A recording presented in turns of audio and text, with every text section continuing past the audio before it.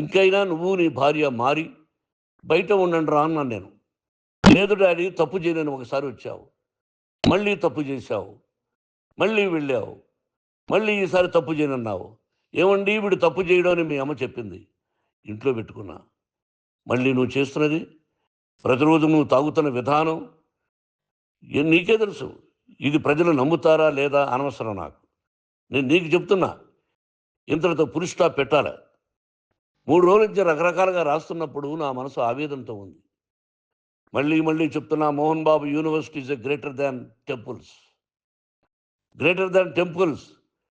బిడ్డలను కాలేజీలో చేర్చుకునే ముందు చెప్తారు, అన్నయ్య ఎంతుంది యూనివర్సిటీ రూల్సు, ఇది మా పద్ధతి, మీకు ఇష్టమైతే చేర్చండి.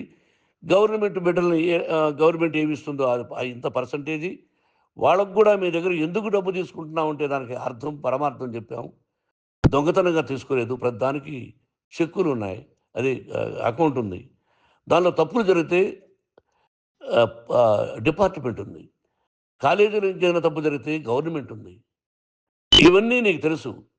ఈ రోజున ప్రపంచంలోనే నెంబర్ 1గా చేయాలని మీ అన్న కష్టపడి ఇతర దేశాల్లో నెంబర్ 1 యూనివర్సిటీ టైఅప్ చేశాడు. ఈ రోజు నువ్వు చేసిన విధానం ఏమిటి? నువ్వే ఒకప్పుడు నాకు ఇవి ఏమొద్దు నేను యాక్టింగ్ అన్నావు. ఈ రోజున ఏం చేస్తున్నావు?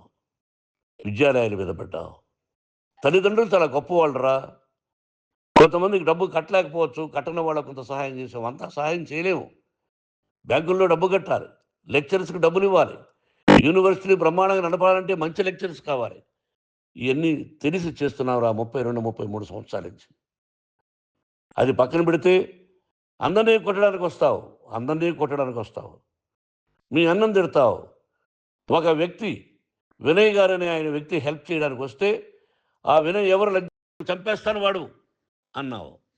ఇవన్నీ ఎంత తప్పురా. అంటే మీ నాన్నగారికి ఎవరు సహాయం చేయడానికి వస్తే వాళ్ళందరినీ అంటావు, చంపేస్తానంటావు. మీ అన్నను చంపేస్తానన్నావు. చంపరా చూద్దాం మీ అన్న. నేనే అన్నా.